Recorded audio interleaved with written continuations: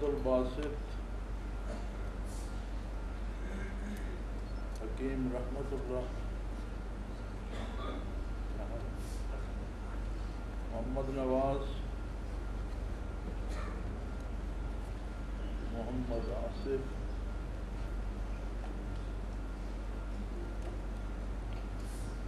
محمد نوید، ایک ہفتے پہ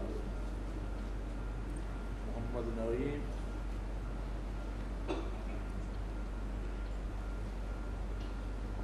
محمد اکرم ریاض،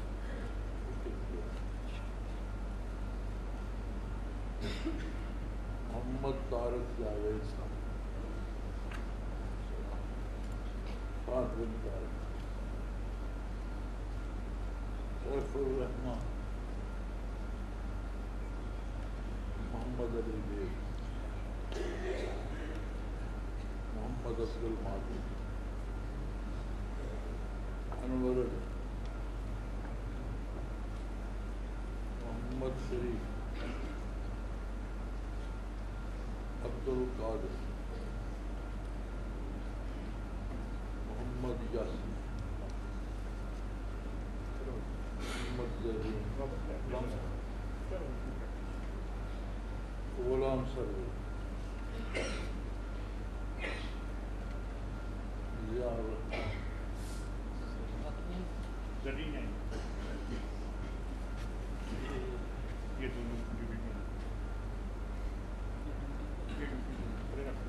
محمد ذکر اللہ، غلام احمد،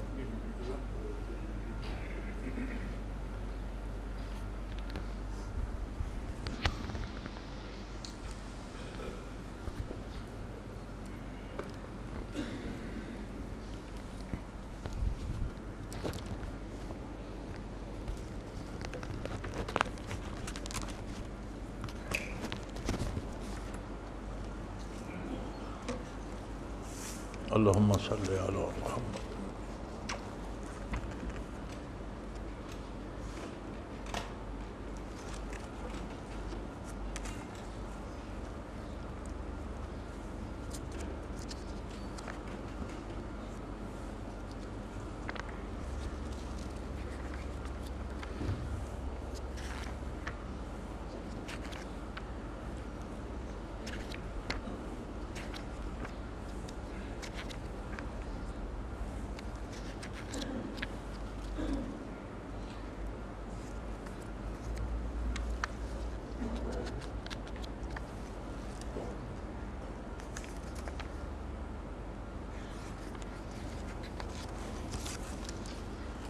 ان اللہ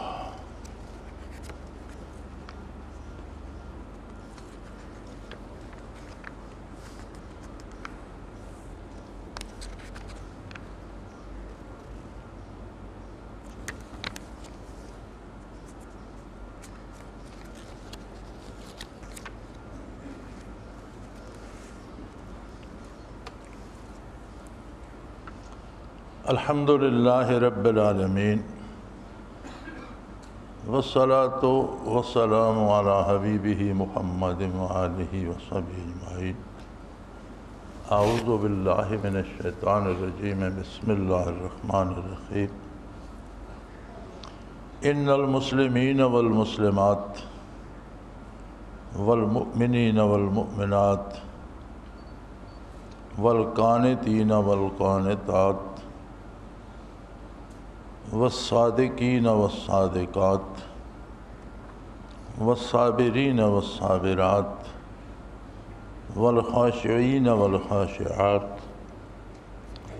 والمتصدقین والمتصدقات والصائمین والصائمات والحافظین فروجہم والحافظات والذاکرین اللہ کثیرا والذاکرات اعد اللہ لہم مغفرۃ واجرا عظیما۔ اللہم سبحانک لا علم لنا الا ما علمتنا انک انت العلیم الحکیم۔ مولا یا صلی وسلم دائما ابدا علی حبیبک خیر الخلق کلہم۔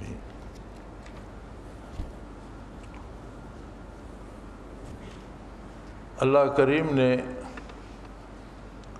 انسانی زندگی کے بھی مختلف مدارج، مختلف درجات بنا دیے ہیں۔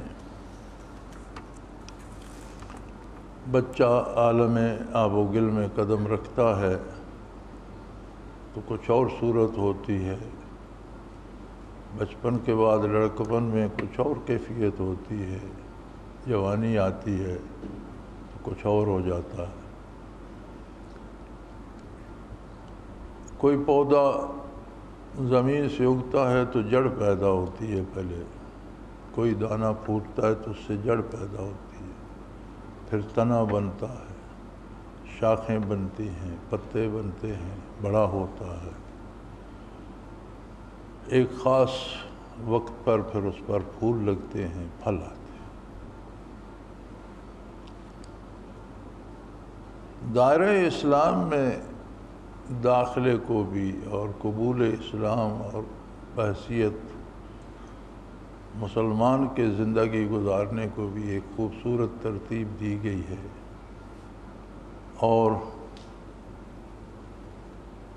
سورہ احزاب کی یہ آیات مبارکہ 22ویں پارے میں ہیں۔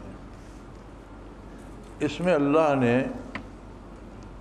انسان کی بات کی ہے۔ انسان میں مرد بھی ہے، خاتون بھی ہے۔ انسانیت کے جتنے شعبے ہیں ان میں شریک ہیں، مکلف بھی دونوں ہیں، برکات نبوت بھی دونوں حاصل کر سکتے ہیں۔ انکار کریں تو انکار اور کفر کا جرم بھی دونوں پر یکساں ہوگا، دونوں قبر میں جاتے ہیں، دونوں برزخ میں جاتے ہیں، دونوں میدان حشر میں پیش ہوں گے، دونوں کا حساب ہوگا۔ جنہیں اللہ جنت نصیب فرمائے گا تو جنت بھی دونوں کے لیے ہے، اور جنہیں جہنم جانا ہوگا جہنم بھی دونوں کے لیے۔ تو فرمایا ان المسلمین والمسلمات، یقیناً مسلمان یعنی ایمان قبول کر اسلام قبول کرنے والے مرد اور اسلام قبول کرنے والی خواتین۔ قبولیت اسلام اور مسلمانی کیا ہے کہ ہم کبھی اکثر تو ہم موروثی طور پر اسلام قبول کر لیتے ہیں، اس کا انکار نہیں کرتے، مرد بھی خواتین بھی۔ کچھ خوش نصیب ایسے ہوتے ہیں جو کسی اور فرقے میں کہیں اور پیدا ہوتے ہیں، لیکن پھر ان کی تحقیق یا زندگی کے بارے جو ان کا رویہ ہوتا ہے، وہ چاہتے ہیں کہ زندگی کا سب سے اچھا راستہ ملے، تو وہ اپنی تحقیق سے اللہ انہیں توفیق بخشتا ہے، اسلام قبول کر لیتے ہیں۔ اسلام کا قبول کرنا ایک قدم ہے۔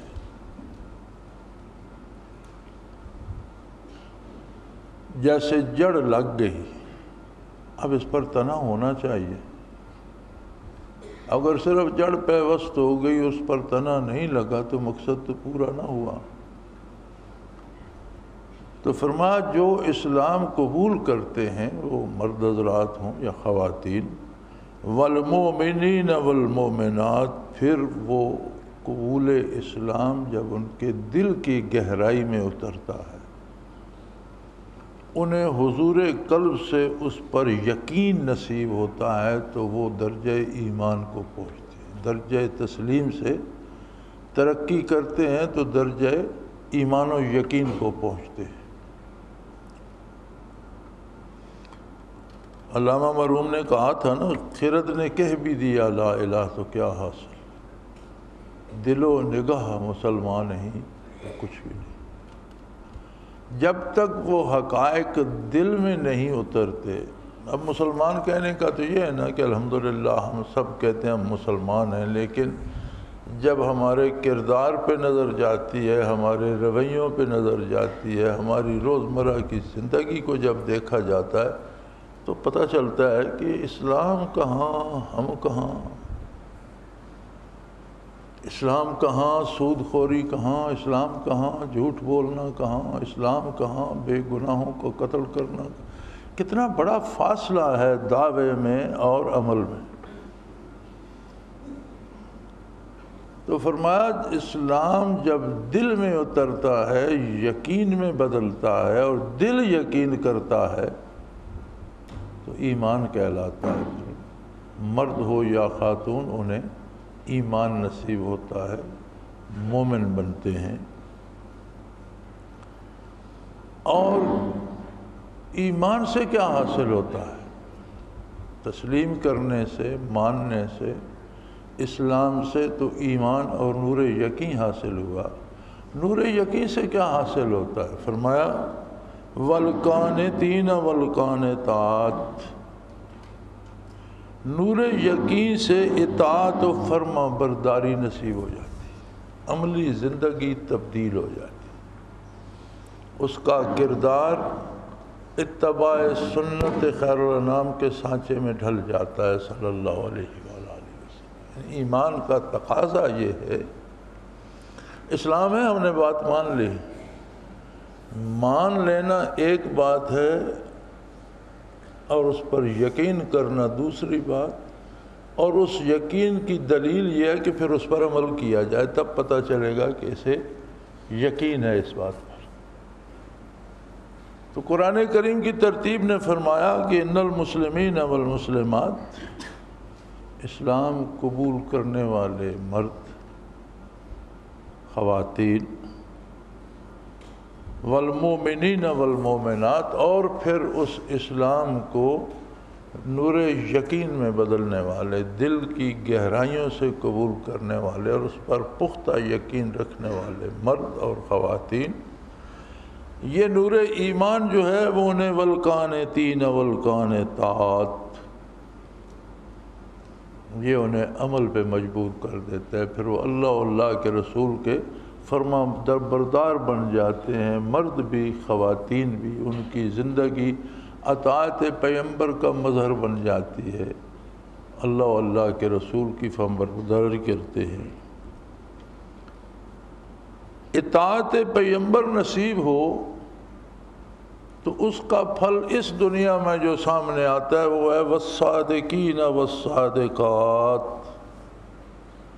وہ راست باز ہو جاتے ہیں، کھرے کھرے، مرد ہوں یا خواتین، ان کی باتوں میں، ان کے رویوں میں، ان کے کردار میں کہیں کھوٹ نہیں رہتا، پھر وہ راست باز ہو جاتے ہیں، بات بھی سچی کرتے ہیں، عمل بھی سچا کرتے ہیں، کردار بھی صاف ستھرا ہو جاتا ہے۔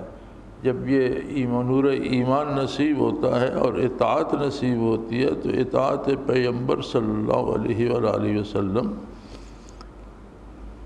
صدق نصیب کر دیتا ہے، راست بازی نصیب کر دیتا ہے۔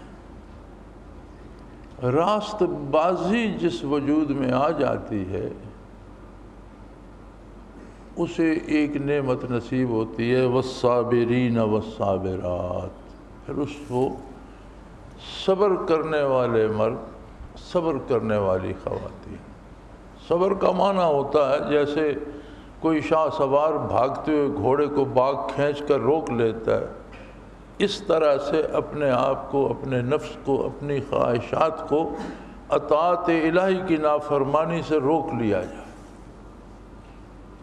ہمارے ہاں جو معنی مشہور ہو گیا وہ تو یہ ہے کہ کسی پر مصیبت نہ آئے اور وہ مصیبت آ جائے اور وہ جزا فضا نہ کرے، روئے دھوئے نہیں، تو یہ صبر ہے۔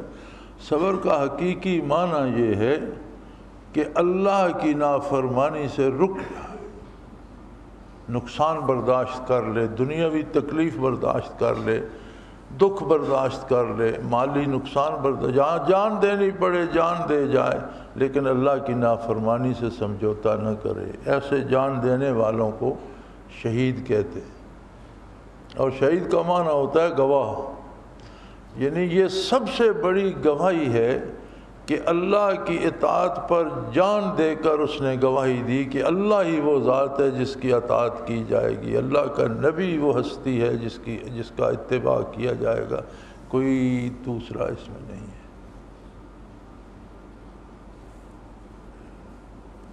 والخاشعین والخاشعات،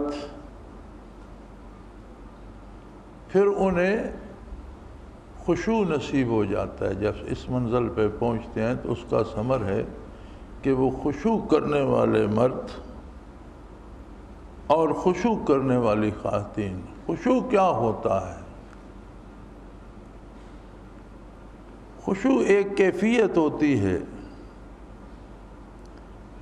جیسے کسی شخص کو آپ کسی بڑی عدالت یا کسی بڑے حاکم کے سامنے یا کسی وزیر یا امیر یا صدر کے سامنے لے جائیں تو اس کی بولنے، بات کرنے، اٹھنے بیٹھنے ہر انداز میں ایک ایسی کیفیت سی آ جاتی ہے کہ میں ایک بہت بڑے ہستی کے سامنے ہوں، کہیں میری کوئی حرکت غلط نہ ہو جائے، کپڑا نہ ہو جائے، منہ سے کوئی غلط لفظ نہ نکل جائے، ایک احتیاط حضوری میں نصیب ہوتی ہے۔ یہ کیفیت اللہ کریم سے نصیب ہو جائے کہ میرا اللہ میرے پاس موجود ہے، میرا اللہ میری بات سن رہا ہے، میرا مالک مجھے ہر آن دیکھ رہا ہے، کوئی خلاف منشاء باری حرکت نہ ہو جائے، کوئی ایسا جملہ نہ منہ سے نکل جائے جو گستاخی شمار ہو، کوئی ایسا عمل نہ ہو جائے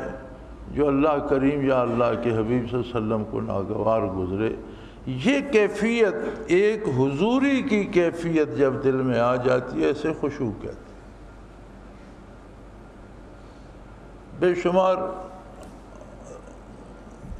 روایات ملتی ہیں کہ خشوع اور خضوع ضروری ہے عبادت کے لیے، بغیر خشوع و خضوع کے عبادت بے جان ہے، اس میں کوئی اثر نہیں ہے، قبول نہیں ہوگی۔ خشوع کیا ہے؟ وہ کیفیت کہ جب ہاتھ باندھ کے کھڑا ہو تو اسے یقین ہو کہ میں اللہ کے روبرو، اور اس کا اظہار اس کے کلمات ادا کرنے سے بھی ہو، اس کے رکوع و سجود سے بھی ہو، اس کی حرکات و سکنات سے بھی ہو، یعنی اسے حضور حق نصیب ہو جائے اور اپنی کم مائگی بے مائگی کا احساس بھی ہو اور اس کی عظمت کا احساس، عظمت و جلالت کا احساس بھی ہو، تو جو کیفیت دل میں بنے گی اسے خشوع کہتے ہیں۔ والمتصدقین والمتصدقات، جب یہ کیفیت نصیب ہوتی ہے تو پھر دنیا کی قیمت اس کی نظروں میں کوئی نہیں رہتی، اللہ کی احکام اور رضا کی قیمت بڑھ جاتی۔ پھر وہ دنیا میں جو کماتا ہے، دنیا سے جو حاصل کرتا ہے، وہ چاہتا ہے کہ اسے اللہ کی رضا کے لیے خرچ کیا جائے۔ جسے یہ کیفیت نصیب نہ ہو، وہ جتنی دنیا کماتا ہے اسے واپس مزید دنیا کمانے کے لیے خرچ کرتا ہے کہ جو کمائی ہے اسے خرچ کرو، اس سے مزید پیسہ آئے گا۔ لیکن جسے یہ حضور حق نصیب ہو جائے، وہ جب حاصل کرتا ہے دنیاوی نعمتیں تو اللہ کی راہ میں انہیں خرچ کرتا ہے، مرد ہو یا خاتون۔ والصائمین والصائمات، روزہ رکھنے والے مرد، روزہ رکھنے والی خواتین، پھر انہیں اللہ کی راہ میں بھوکا پیاسا رہنا پسند ہوتا ہے اور اللہ کی نافرمانی میں پیٹ بھرنا پسند نہیں رہتا۔ روزہ کیا ہے؟ ایک دلیل ہے اطاعت الہی کی کہ رزق حلال بھی ہے، جائز بھی ہے، اس کا کھانا منع بھی نہیں ہے، کمایا بھی حلال طریقے سے ہے، لیکن اللہ کریم نے فرمایا طلوع فجر کے بعد کچھ کھاؤ پیو گے نہیں۔ کمال اطاعت کی ایک صورت ہے کہ وہ کھاتا پیتا رہے، گھر میں ہے، اکیلا ہے، ٹھنڈا پانی بھی ہے، پیاس لگی ہے، نہیں پیتا۔ کیوں؟ اسے وہ حضور حق حاصل ہے کہ اللہ کریم تو دیکھ رہا ہے، میں نے اللہ کے لیے، اللہ کی اطاعت کے لیے روزہ رکھا، تو یہ روزہ ان کی زندگی بن جاتا ہے، یعنی گناہ نہیں کرتے۔ جس طرح روزہ دار پانی کا گھونٹ نہیں پیتا، اس سے بچتا ہے، اسی طرح گناہ سے ڈرتے ہیں، بچتے ہیں، بھاگتے ہیں اور اللہ کی اطاعت پہ کمر بستہ ہو جاتے ہیں۔ والحافظین فروجہم والحافظات، اپنی قوت شہوانیہ کو اپنے کنٹرول میں رکھتے ہیں، اس کی حفاظت کرتے ہیں۔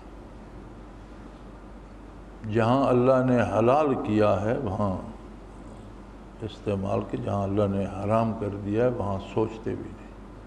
اپنی شرمگاہوں کی حفاظت کرنے والے مرد خواتین۔ جب اتنے مدارج سے زندگی گزرتی ہے، قبول اسلام سے لے کر پاسداری عزت و عصمت تک پہنچتی ہے، اطاعت کی وادیوں سے ہوتی ہوئی فرما برداری کے راستے سے صبر کی منزلوں کو طے کرتی ہوئی اللہ کی راہ میں کلمہ خیر بھی صدقہ ہے، نیک عمل بھی صدقہ ہے، اور دنیا کے مال کو اللہ کی راہ میں خرچ کرنا بھی صدقہ ہے۔ یعنی کسی کی چاہت میں اس دار دنیا کو لٹاتا ہوا اس جگہ پہنچتا ہے جہاں عزت نفس کا خیال بھی اسے بہت شدید ہو جاتا ہے اور اس کی تحفظ کرتا ہے۔ پھر اسے اس پر پھل کیا لگتا ہے؟ وَالذَّاكِرِينَ اللَّهَ كَثِيرًا وَالذَّاكِرَاتِ، پھر اسے کثرت ذکر کی توفیق ہو جاتی ہے، مرد ہو یا عورت۔ کثرت ذکر کا مطالبہ قرآن کریم نے بے شمار جگہوں پر، بہت سی جگہوں پر کیا ہے، کہیں بالواسطہ، کہیں براہ راست، اور اکثر جہاں فرمایا ذکر کثیر کا فرمایا۔ ذکر کثیر سے کیا معنی نکلتا ہے؟ ذکر کثیر سے معنی یہ بنتا ہے کہ دن بھر میں 24 گھنٹوں میں، دن رات میں جتنے کام ہم نے کیے ہیں، جتنی باتیں کی ہیں، جو کچھ سوچا ہے، اس سب سے زیادہ اللہ کا ذکر کیا جائے۔ کثیر تو تب بھی ہوگا نا کہ ہر عمل سے زیادہ ہو۔ تو فرمایا انہیں ذکر کثیر نصیب ہو جاتا ہے، یہ پھل ہے، اور یہ وہ نعمت ہے کہ جو زندگیاں عمریں لگانے کے بعد کہاں سے بندہ چلا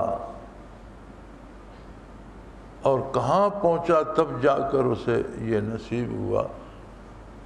ہم میں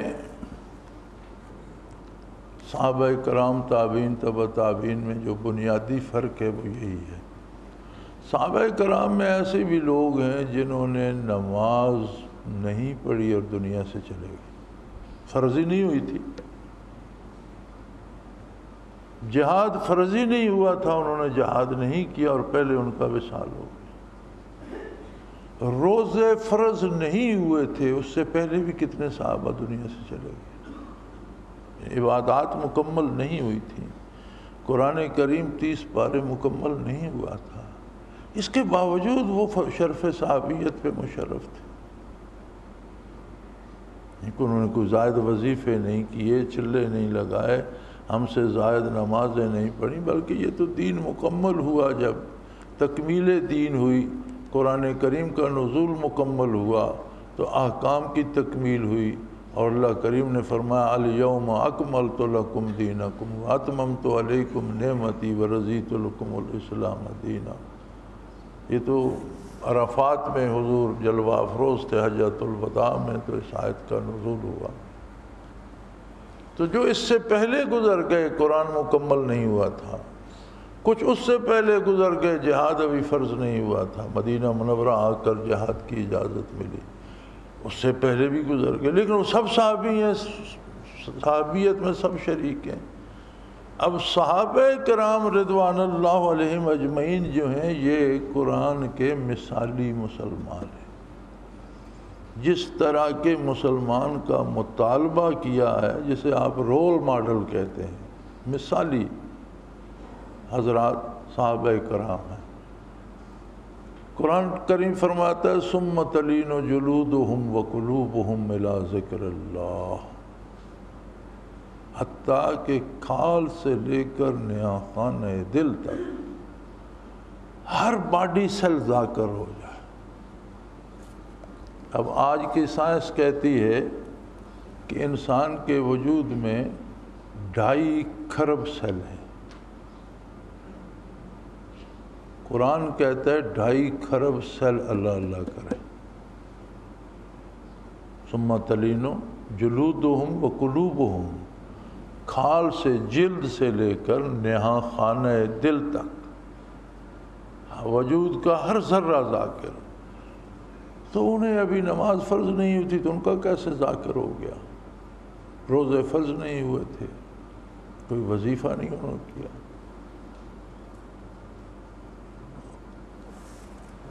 فارسی کا ایک مزیدار کلام ہے، کسی نے کہا تھا من سی پارے دل می فروشم، میں دل کے ٹکڑے بیچنا چاہتا ہوں، من سی پارے دل می فروشم بے گفتہ قیمتش گفتم نگاہ۔ کسی نے کہا بھی کوئی مول تول بچاؤ گے یا آواز لگاتے رہو گے دل کے ٹکڑے بیچتا ہوں، کتنے میں بیچو گے؟ گفتم نگاہ ہے، میں نے کہا ایک نگاہ۔ تو اس نے کہا بھئی منہ مانگا مول کب ملتا ہے، کوئی کم زیادہ کرو، کوئی چھوٹ کرو، اس میں کچھ رعایت کرو۔ بے گفتہ کم ترش، اس نے پوچھا اس سے کم کرو، گفتم کے گاہے، میں نے کہا زندگی میں ایک نگاہ صحیح۔ انہیں وہ نگاہ نصیب ہو گئی تھی۔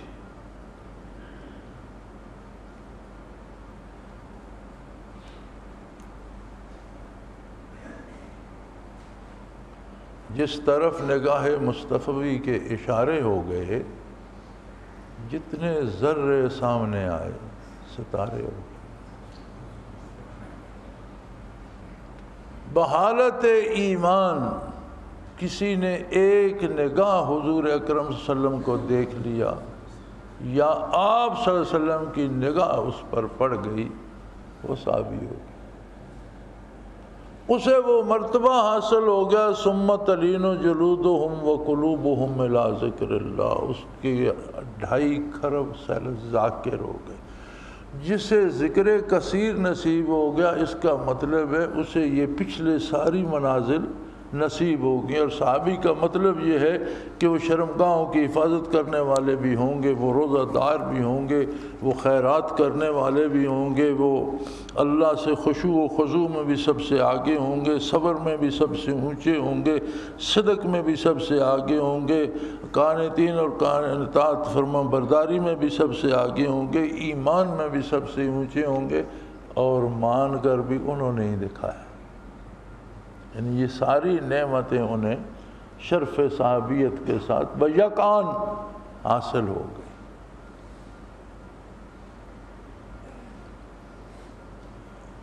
اور کسی کو اگر شرف صحبت نصیب نہیں ہوا تو پھر اس کا راستہ یہی ہے کہ وہ اسلام، ایمان اور ان راستوں، ان وادیوں کو طے کرتا ہوا، اطاعت کی منزلوں سے گزرتا ہوا، صبر و قناعت اور روزہ داری کی منازل سے ہوتا ہوا تحفظ عزت و آبرو تک پہنچے، تو پھر اسے ذکر کثیر نصیب ہو جائے گا۔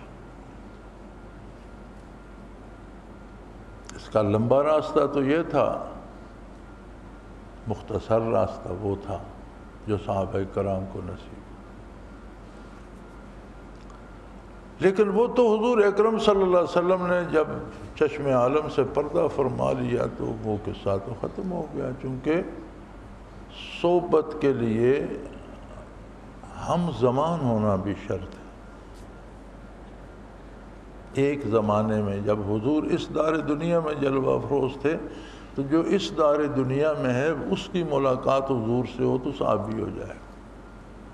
جیسے حضرت جی رحمۃ اللہ تعالیٰ ایک تقریر میں فرماتے ہیں کہ تمام انبیاء کو شب معراج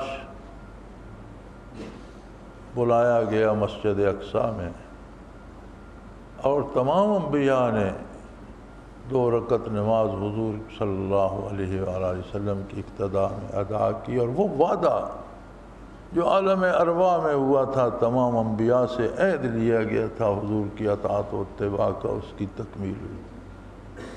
لیکن ایک نبی ایسے تھے جو ابھی زندہ اسی جہان میں تھے، اللہ نے انہیں آسمان پر اٹھا لیا اسی حیات جسمانی کے ساتھ، اور شب معراج جب بیت المقدس میں آئے تو اسی حیات جسمانی کے ساتھ اس دار دنیا میں اس زمانے میں ان کی ملاقات حضور سے ہوئی حضرت عیسیٰ علیہ السلام، تو فرمایا انہیں شرف صحابیت بھی حاصل ہے اور وہ اللہ کے نبی بھی ہیں۔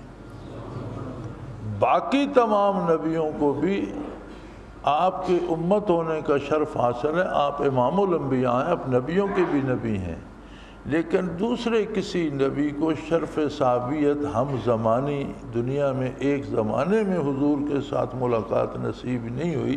یہ عیسیٰ علیہ السلام کا حصہ تھا کہ شب معراج آسمان سے حیات جسمانی کے ساتھ بیت المقدس تشریف لائے اور اسی دار دنیا میں حضور سے ان کی ملاقات ہوئی، شرف صحابیت بھی نصیب ہو گیا، نبوت پہلے ان کے پاس تھی۔ تو کیا حضور کے وصال سے یہ نسخہ ختم ہو گیا؟ نہیں۔ یاد رکھیں، نبی جب مبعوث ہوتا ہے تو اس کے پاس صرف الفاظ نہیں ہوتے، دنیا کے سارے علوم اور ان کے سکھانے والوں کے پاس صرف الفاظ ہوتے ہیں، جسے تھیوری کہتے ہیں۔ نبی کے پاس صرف الفاظ نہیں ہوتے، نبی کے ہر لفظ میں ایک کیفیت ہوتی ہے۔ نبی جو ارشاد فرماتا ہے ماننے والے کے دل میں اس کا منظر بن جاتا ہے، ایک کیفیت بن جاتی ہے، پھر آئندہ زندگی وہ اس پہ عمل پیرا ہو جاتا ہے۔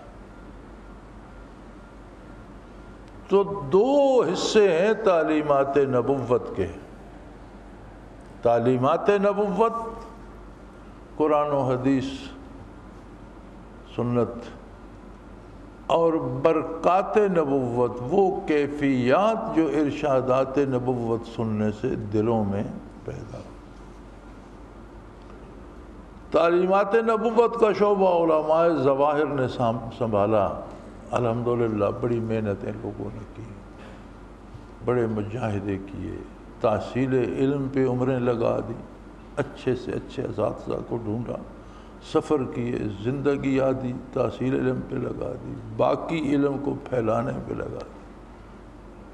بڑے خوش نصیب لوگ تھے جنہیں یہ شعبہ نصیب ہوا۔ لیکن ایک بڑی عجیب بات ہے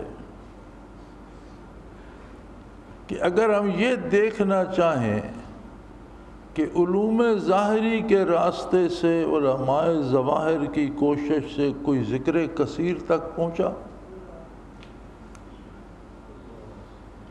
تو بڑی مشکل پیش آتی ہے کہ کوئی بندہ تلاش کیا جائے جو اس راستے سے اس منزل تک پہنچا ہو، یعنی جس نے ان وادیوں کو طے کیا ہو، اسلام کے دروازے سے داخل ہوا ہو، ایمان کے نور سے روشناس ہوا ہو، اطاعت و فرما برداری نصیب ہوئی ہو، صدق و صفا پایا ہو، صبر اور خشوع و خضوع پایا ہو، دنیا کو اللہ کے راہ پہ بانٹا ہو، روزہ داری اور عزت کی حفاظت نصیب ہوئی ہو، اور اس کے بعد اسے ذکر کثیر بھی نصیب ہو گیا ہو، اور اس کے شب و روز اللہ کی یاد میں بسر ہوتے ہوں، بہت کم خوش نصیب ایسے ضرور ہیں، انکار نہیں کیا جا سکتا، لیکن بڑے کم لوگ، کیونکہ یہ راستہ اتنا لمبا، اتنا کٹھن، اتنا مشکل ہے کہ کوئی بھی انسان جسے آپ بالکل بیکار سمجھتے ہیں وہ بھی بیکار نہیں ہے، اس کی اپنی مصروفیات ہے۔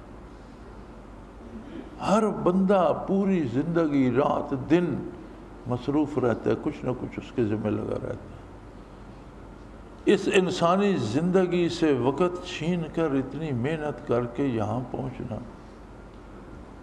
برکات نبوت کا جو پہلو تھا وہ صوفیاء نے، اہل اللہ نے سنبھالا۔ ان کے پاس آسان نسخہ آ گیا، ان کے پاس وہ کیفیات و برکات آئیں تو انہوں نے اصول الٹ دیا، یعنی بجائے اس جڑ سے شروع ہونے کے انہوں نے پھل کی بات کی۔ انہوں نے اسم ذات کو، پھل کو انسان کے قلب میں بیج کی طرح بو دیا۔ جس درخت کا جو پھل ہوتا ہے وہی اس کا بیج بھی ہوتا ہے۔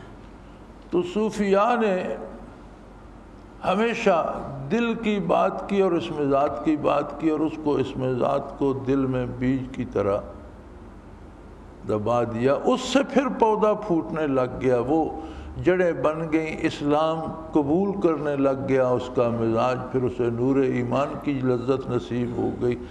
جوں جوں ذکر نصیب ہوتا گیا، جوں جوں اس کی اصلاح ہوتی گئی، اسے اطاعت و فرمان برداری نصیب ہوتی گئی، اسے صبر و استقامت نصیب ہوتی گئی، اسے سارے اوصاف جو قرآن کریم نے گنائے یکے بعد دیگرے نصیب ہوتے گئے، اور وہ اللہ کی بارگاہ میں مقبول ہوتا گیا۔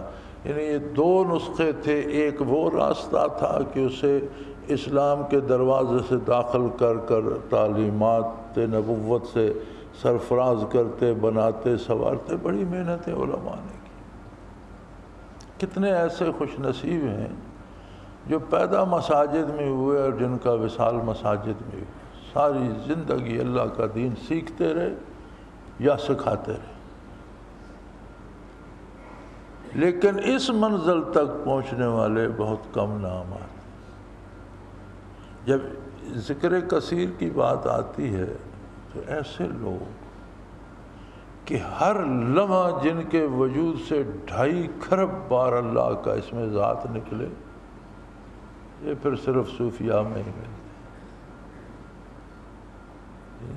اس منزل کو پانے والی فہرست صوفیاء ہی میں ملتی ہے، سلاسل میں، سلاسل تصوف میں ہی ملتی ہے، اور یہ مقصود ہے، مقصد حیات ہے۔ اور قرآن کریم کا بے شمار دفعہ مطالبہ ہے، وَاذْكُرُوا اللَّهَ ذِكْرًا كَثِيرًا، ذکر کثرت سے کرو، لیکن کثرت ذکر تک یہ خوش نصیب پہنچے جنہیں برکات نبوت سے تربیت نصیب ہوئی، جن کے دل میں اللہ کے نام کا، اسم ذات کا بیج بویا گیا، پھر وہ اس نے جڑیں چھوڑی، پھوٹا، اس سے تنا نکلا، پھل پھول نکلے، تو زندگی بالکل اس کی مثال بنی۔ اب ساتھیوں کو یہ بڑا خیال ہوتا ہے کہ کوئی صاحب کشف مجھے بتائے کہ میں کس منزل میں ہوں۔ کسی کے کشف کا کیا اعتبار ہے؟ کشف معتبر ہوتا ہے اللہ کے نبی کا۔ اللہ کے نبی کو خواب بھی آئے تو وہ بھی وحی الہی ہوتی ہے، مشاہدہ بھی برحق ہوتا ہے، اس میں شیطان مداخلت نہیں کر سکتا۔ نیچے کوئی ہو، ولی کا کشف محتاج ہوتا ہے نبی کی شریعت کا۔ اگر اسے کچھ مشاہدہ ہوا اور وہ مشاہدہ شرعی حدود کے مطابق ہے تو یہ اللہ کا احسان۔ کہیں شریعت کے ساتھ ٹکراتا ہے تو اس سے سمجھنے میں یا دیکھنے میں غلطی لگی، شریعت صحیح ہے۔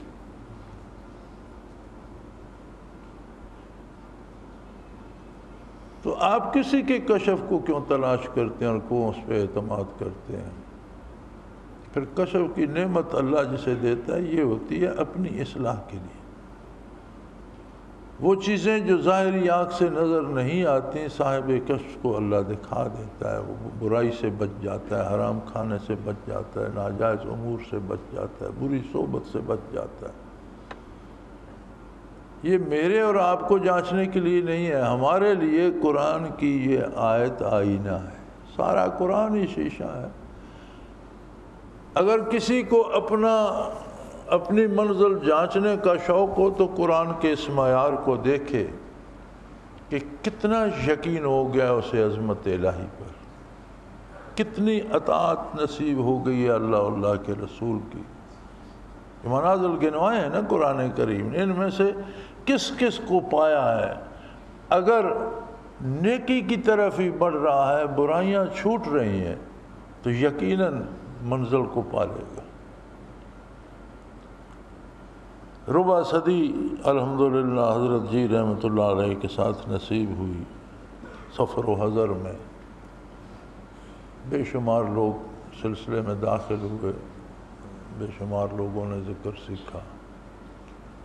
میں نے 25 سالوں میں یہ نہیں دیکھا کہ حضرت رحمۃ اللہ نے کسی سے پوچھا ہو تم دیوبندی ہو، بریلوی ہو، تمہارا عقیدہ کیا ہے، تمہارا مسلک کیا ہے، تم مسلم لیگ سے ہو، پیپل پارٹی سے ہو، تم نے کتنا پڑھا ہے کتنا نہیں۔ صوفی یہ باتیں نہیں پوچھتا، وہ دل سے شروع کرتا ہے اور توقع رکھتا ہے کہ اللہ کرے اس کی اصلاح ہوتی ہے، اور ہو جاتی ہے۔ لوگ سینما گھروں سے اٹھ کر اور کلبوں سے اٹھ کر آئے اور مسجد نشین ہو گئے، کسی نے کہا نہیں انہیں۔ انگریزی لباس میں آئے اور حلیے تک مسلمانوں جیسے بنا لی از خود۔ وہ اندر جو کیفیت ذکر الہی نے پیدا کی، اس نے ان میں تبدیلیاں پیدا کر دی، ان کی اصلاح انہیں خود فکر ہو گیا کیا کام کس طرح سے کرنا ہے، اور اس طرح سے ان میں تبدیلیاں۔ تو یہ کامیابی کی دلیل ہے کہ یخرجہم من الظلمات الی النور، اللہ انہیں تاریکیوں سے روشنی نور کی طرف نکالتا ہے، برائیوں سے نیکی کی طرف۔ کوئی شخص ایک دن میں تو سفر بھی نہیں جاتا، یہ تو اللہ کی مرضی کتنی کس کو نصیب ہوتی ہے، لیکن ان کا سفر شروع ہو جاتا۔ اور اگر کوئی برائی کرتا ہے یخرجونہم من النور الی الظلمات، اس سے نیکیاں چھوٹنے لگتی ہیں اور وہ تاریکیوں کی طرف رواں ہو جاتا۔ تو اپنی منزل جانچنے کا شوق ہو تو اپنے کردار سے، اپنے نور یقین سے، اپنے اعمال، اپنی سوچوں، اپنے افکار سے جانچی جائے اور ذکر کثیر نصیب ہو جائے تو فرمایا وَعَدَّ اللَّهُ لَهُم مَغْفِرَةً۔ فرشتے نہیں ہوتے، وہ انسان ہی ہوتے ہیں، ان سے بھی غلطیاں سرزد ہو جاتی ہیں، ان سے بھی بعض اوقات کمی رہ جاتی ہے۔ جنہیں جتنا قرب نصیب ہوتا ہے انہیں اتنی مزید احتیاط کی بھی ضرورت ہوتی ہے، کہیں ذرا سی کمی رہ گئی تو وہ بھی گناہ کہلاتا ہے۔ تو فرمایا یہ جو چھوٹی موٹی لفظیں یا ان سے گناہ صادر ہو جاتے ہیں، اللہ نے انتظام کر رکھا ہے ان سب کی بخشش کا، وہ انہیں بخش دے۔ انہوں نے عمر تو اس کی یاد میں بسر کی، انہوں نے کوشش تو کی بتقاضائے بشریت، خطا ہو گئی تو عد اللہ لہم مغفرہ، اللہ نے انتظام کر رکھا ہے ان کی بخشش کا، وہ ان کی خطائیں معاف کر دے گا، وہ اجراً عظیمہ، اور انہیں بہت زیادہ بے پناہ اجر عطا کرے گا۔ تو میرے بھائی،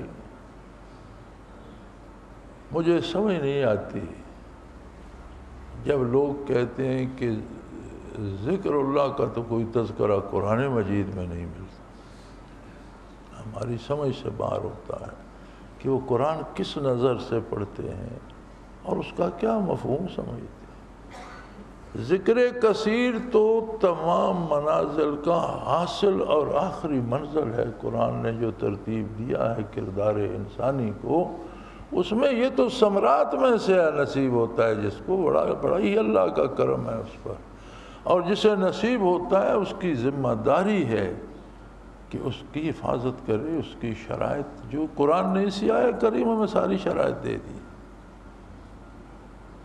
اور اس سے اگلی آیت بھی انہی شرائط پہ مبنی ہے اور ساری اس کی تفصیل بتاتی ہے۔ اس کا چونکہ اب وقت نہیں، الحمدللہ نماز کا وقت ہو گیا، تو اللہ کریم نصیب فرما دے تو یہ بہت بڑی دولت ہے۔ دونوں جہانوں میں سب سے قیمتی دولت ذکر کثیر ہے، اور روئے زمین کی حکومت مل جائے تو اسے ٹھوکر ماری جا سکتی ہے اس کے مقابلے۔ اللہ کریم سب کی محنت قبول فرمائے اور ہمیں توفیق اطاعت بھی ارزاں کرے۔ وآخر دعوانا الحمدللہ رب العالمین۔